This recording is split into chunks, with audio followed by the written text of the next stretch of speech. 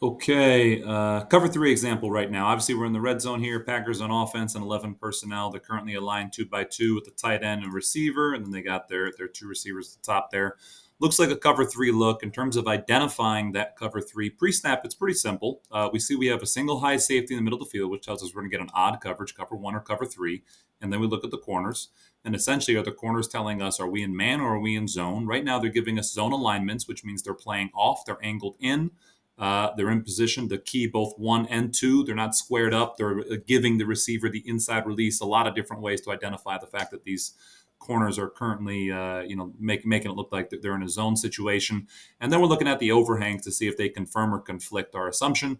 In this case, because we get tight splits, we don't learn a ton. But I don't think we would say that we're man here over there. Now, this becomes a much easier portion of the equation when we see Devontae Adams go in motion, and now we know obviously it can't be cover one because they're short a man defender to this side of the field now, right? When he goes in motion across, no one goes across with him. So we see that it's very obviously cover three. Okay. And not only do we see that it's cover three, but we see it's a specific variation of cover three where the defense is not going to match numbers on the slots. Harrison Smith is not going to run over here. They're not bumping the linebackers out. They're basically saying we feel comfortable playing over these three with those two and him as the force player. So that's kind of their intention right now. So then we can see it's cover three. He backs up. Now, because of where they are in the field, we don't get a super clean look from the free safety who ends up reacting to the bubble.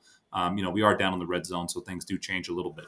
The reason why I thought this play would be worth talking about is because this right here, this numbers implication, if we go 2-by-2 versus cover three, personally, I've always felt that as much as there are great plays from 2-by-2 against cover three, this is the easier situation for the defense because they can be balanced out, right? If we have the free safety high, the corner in the corner, they can match up on the perimeter receivers plus have the middle of the field.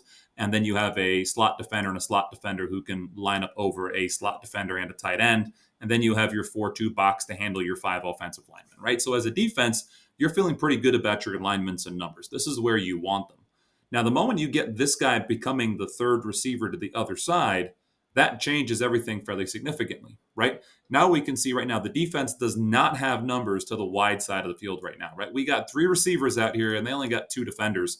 We feel pretty good about what's going on over here. This we like right now, right? This to us looks good, right? The obvious thing would be to throw the ball to the left, run the ball to the left, whether we're thinking run game or pass game, because we've got numbers, we've got hats, right? We want to go left. Now, if Harrison Smith had followed over, let's just pretend for a second that as Devontae Adams goes over, the overhang player follows him so they can play more of a match variation of cover three where they are going to match numbers.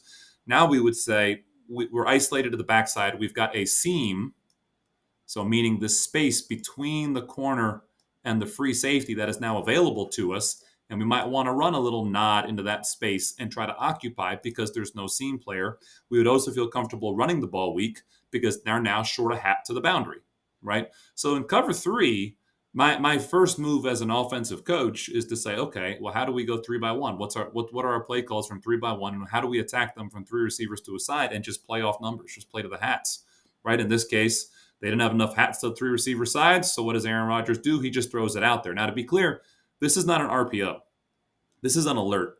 What they're telling Aaron Rodgers right now is they're not reading the defensive end. That's the guy they leave unblocked, you can see here. They're not reading the defensive end to see if they throw it or not because he's got nothing to do with the second level numbers, right? All Aaron Rodgers and the Packers offense here in 2020 is saying is that if they don't have enough defenders to cover these 3 receivers, that means they must have good run numbers over here.